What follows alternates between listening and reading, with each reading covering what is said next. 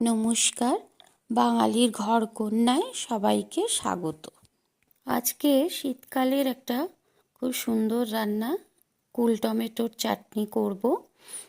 তার জন্য আমি একটা ভাজা মশলা তৈরি করে নিচ্ছি।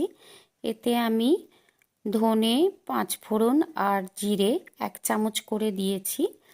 আর এখানে আমি 2টো শুকনো লঙ্কা আর 2টো তেজপাতা দিয়েছি।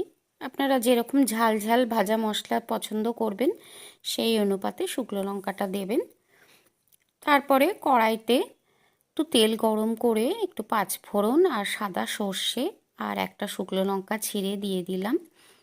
আর 4টে কুচিয়ে রাখা টমেটো দিয়ে একটু নাড়াচাড়া করে নেব।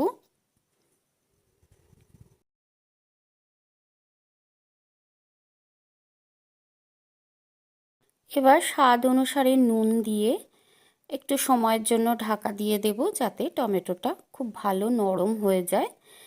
এবার খুন্তি দিয়ে যতটা সম্ভব আমি এটাকে ম্যাশ করে দেব টমেটোটাকে।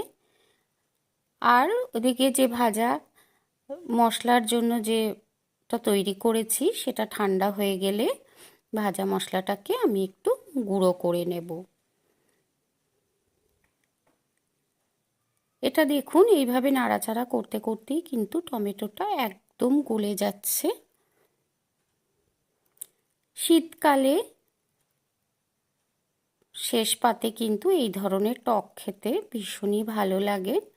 এবার আমি এতে 1 বাটি কুল, পাকা কুল একটু মুখটা ফাটিয়ে দিয়ে দিলাম। আর এখন তো কুলটাও সুন্দর বাজারে পাকা কুল পাওয়াও যাচ্ছে, সেই জন্য এই সময় এটা খুবই ভালো। আর আমার ঘরে একটু বাতাসা ছিল বলে আমি এখানে 150 গ্রাম মতন বাতাসা দিয়েছি। আপনারা তার বদলে চিনি বা গুঁড়ো দিতে পারেন। আর বাতাসাটা বা মিষ্টিটা কতটা দেবেন সেটা নির্ভর করবে কুলটা কীরকম টক তার ওপরে। এবারে আমি 1 চামচের থেকে একটু কম কাশ্মীরি লঙ্কার গুঁড়ো দিয়ে দিলাম। ওটা দেখতে সুন্দর লাগবে, তাই জন্য। এটাও অপশনাল, না দিলেও চলে, তবে দিলে কালারটা খুব ভালো আসবে।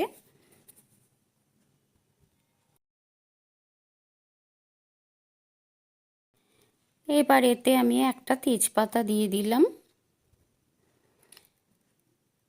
আর কুলগুলোকেও যতটা সম্ভব ঘেঁটে দিচ্ছি।